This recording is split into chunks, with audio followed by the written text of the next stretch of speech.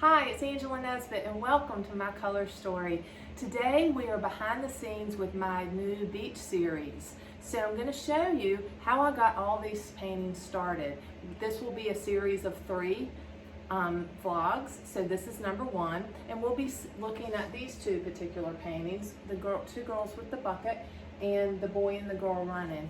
So I easily figured out that I wanted to do this series and came up with the images, got them all sketched out, and everything was great. But then it's like, what's next? And I think sometimes we all struggle with that question of what's next, or how do I get started now?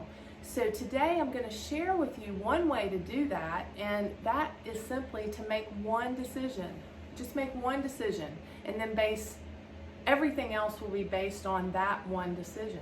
So I'm going to share that with you now. The first one here, the two girls with the bucket. My one decision that I decided for this painting was to make this bucket a turquoise blue. That was it. Bucket, turquoise blue. And then based on that decision, I was able to determine the rest of and this is an underpainting, the rest of the underpainting for this painting.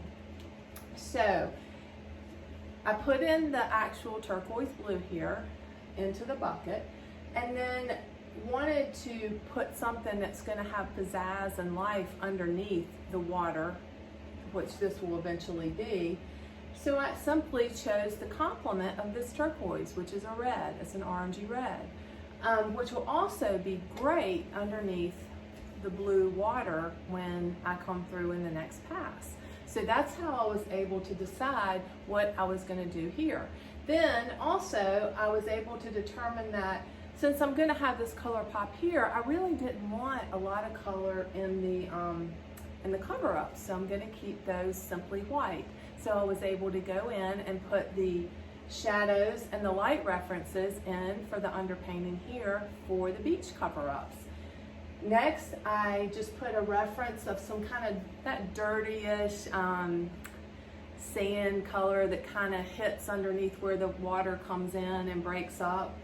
Put that reference in here, put in a good solid dark so that I'll have some great reflections later in the painting. And I just bounce that red here just to give a little more harmony in the painting down in the foreground. And that's simply how I decided how to do this first pass. So hopefully the second pass will go really well. That will be parts of the second pass I'm going to post over in Angela's Color Story. So pop over there on Facebook and join us and check that out. So if you're interested in the second pass of the two girls. Next painting is this boy and girl running. And the simple decision I made here, that one decision that I made, was that I wanted a soft pink dress on her. That was the only decision I made. And then based on that, I was able to come together on the rest of the painting. So I put in the soft pink and a little bit of a shadow reference, which is a really much cooler, like alizarin crimson. And based on this, I decided on just a really neutral, warm underpainting here because I don't want this painting to be quite as bright and dynamic as the two girls with the bucket is going to be.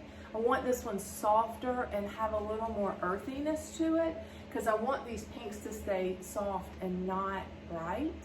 So that's why I chose this earthy yellow ochreish color to put in as my underpainting here.